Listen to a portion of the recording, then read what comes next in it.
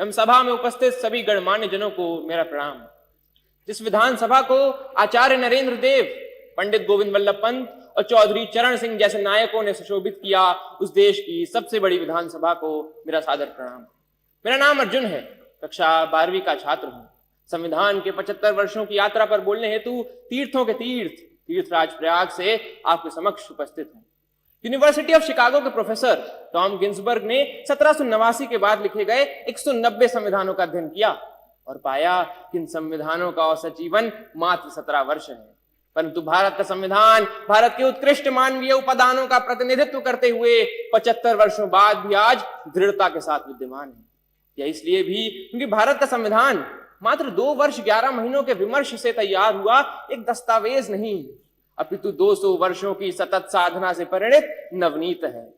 यह यात्रा एक राष्ट्र के रूप में हमारी आत्मा का, हमारी सामूहिकता का उत्सव है। प्रसिद्ध जर्मन दार्शनिक इमैनुअल कांट ने अपनी पुस्तक क्रिटिक ऑफ प्रैक्टिकल रीजन में लिखा था कि constitution to be just must achieve the highest level of possible freedom for human individuals.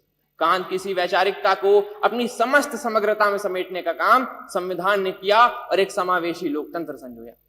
Bharat का संविधान सिर्फ इसलिए बड़ा नहीं है क्योंकि इसमें 1.5 लाख शब्द हैं, अपितु इसलिए भी क्योंकि इसके पृष्ठों से महात्मा गांधी के हिंद स्वराज, भगत सिंह के क्रांति, अंबेडकर के सामाजिक न्याय और नेताजी बोस के संप्रभु और सशक्त भारत की आकांक्षाएं भी परिलक्षित होती हैं।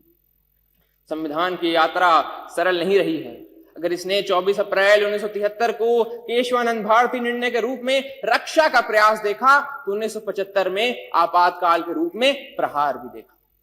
संविधान हमारा वह दर्पण है जिसमें हम अपने अतीत को देखते हैं, वर्तमान को समझते हैं और भविष्य को गढ़ते हैं। हमें यह भी समझना होगा कि संविधान साधन है, साध्य नहीं। हाँ, वो हमें जमीन तैयार करके तो दे सकता है, परंतु उस पर फसल बोने का काम हमारे ही जिम्मे है।